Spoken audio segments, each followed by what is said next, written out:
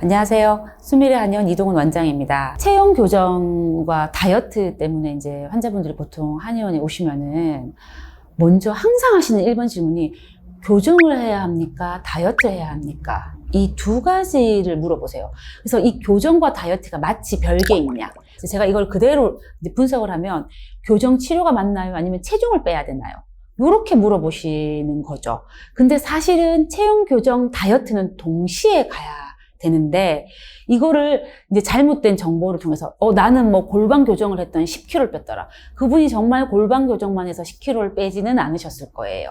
식이도 하면서 분명히 하셨을 텐데 이제 우리가 식이를 통해서 다이어트를 한다는 거는 누구나 알고 있잖아요. 그러다 보니까 골반 교정을 했더니 같이 했더니 좋아졌다 해서 이 포커스를 골반에만 자꾸 맞춰줘 버리니까 이제 보는 입장에서는 골반 교정하면 다이어트 되는가 보다 이렇게 생각을 하는 거죠. 식이 안 하고 골반만 순수하게 교정해서 다 다이어트가 되시는 분은 10명 중에 한 번밖에 못 봤어요. 보통은 이 교정하고 다이어트가 같이 되어야 돼요. 근데 이거를 질문하시는 분들은 보통 또 어떤 분이냐면은 이미 어느 정도 다이어트를 셀프로 하시고 오셨거나 혹은 셀프로 이제 교정이란 걸 하셨어. 예를 들면 뭐 영상을 따라 하시든지 아니면 어떤 이런 이제 뭐 PT나 필라테스 이런 데서 이제 하시고 오신 거죠. 우리가 인바디상에서 체지방을 먼저 빼야 합니까? 근육량을 늘려야 합니까? 이거에 대한 고민인데 다 뭐라고 하십니까? 이제 물론은 가르치시는 선생님만 다르지만 그 인바디상을 보고 먼저 근육량을 늘리자 하시는 분도 있고 체지방을 먼저 빼자 하시는 분도 있잖아요. 이것처럼 혹은 이제 동시에 같이 해야 한다라고 이제 하시는 경우가 있는데 저희도 이제 환자가 보통 오면 다이어트가 먼저 돼야 되는 경우가 있고 정말로 교정이 먼저 돼야 되는 경우가 있고요. 다이어트와 교정이 두 가지가 동시에 돼야 되는 경우가 있습니다. 근데 저한테 오시는 경우는 당연히 이 복합 동시에 해야 되는 경우가 대부분 오시겠죠. 벌써 손쉽게 할 수 있는 방법들 다 해보고 오셨을 테니까. 그럼 이제 대표적으로 이제 문제가 되는 게 이제 승마살이죠.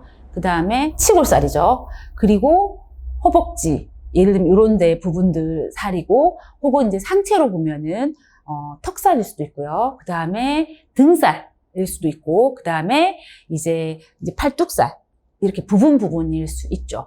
그런데 대체로 제일 어려운 부분이 어디냐면 이제 아래로 갈수록 이제 뭐 혼자 운동으로는 절대로 힘들고 위로 갈수록은 이제 어떤 자세를 잡아준다든지 해서 하면은 운동을 하면 좋아질 수 있는 가능성이 좀 많죠. 그러면은 제가 생각하는 체형 교정 다이어트라는 거는 뭐냐면요. 이제 이 건축학적 용어에서 이제 텐스 그래트라는 말이 있습니다. 이게 어떤 얘기냐면 이제 중력 방향에 대해서 이 구조가 안정화가 될수록 강도와 유연성이 생긴다. 우리가 이제 중력에 대해서 사람의 이제 어떤 이 체형의 구조를 갖는 거잖아요. 이 체형의 구조가 잘 이루어지면 이 근육이 강도와 유연성을 갖게 된다. 다시 말해서 근육이 제대로 잘 활성화가 되니까 어떤 운동을 해도 배가적인 효과가 나고 바른 자세만 취하고 있어도 이 사람이 호흡이나 이런 여러 가지가 이제 바르게 되니까 내가 먹은 에너지만큼을 인풋과 아웃풋이 제대로 될 수 있게끔 이 몸의 흐름을 잡아준다라고 이제 생각을 하시면 되죠. 그래서 예를 들면 내가 유난히 그 허벅지가 두껍다. 근데 너무 두꺼운데 이거를 이제 운동만으로 이제 해결하고자 한다면은 사실은 이분은 이 허벅지가 두꺼워지는 분명히 구조적인 문제가 있다고 이제 생각을 하는 거죠. 예를 들면은 X형 다리라고 혹시 들어보셨나요? 이제 다리가 이제 X자형으로 정말 이렇게 서 있을 때 무릎의 간격이 좁아져 있고 무릎의 간격보다 발목이 이제 벌어져 있는 이제 X자 다리인데 이 환자는 사실 이런 구조를 가진 분은 걷는 운동을 하거나 운동을 했을 때도 이 허벅지 쪽에 제대로 힘이 잘 실리지가 않아요. 이 하체의 구조적 문제 때문에. 그러면 이 X자라는 걸 사실은 먼저 좀 개선을 해주고 혹은 이 X자에 맞는 하체 운동을 해줘야 되는데 그냥 허벅지에 좋은 뭐 운동이라든지 아니면 내가 허벅지가 굵으니까 체중을 빼자. 절대로 빠지지 않죠.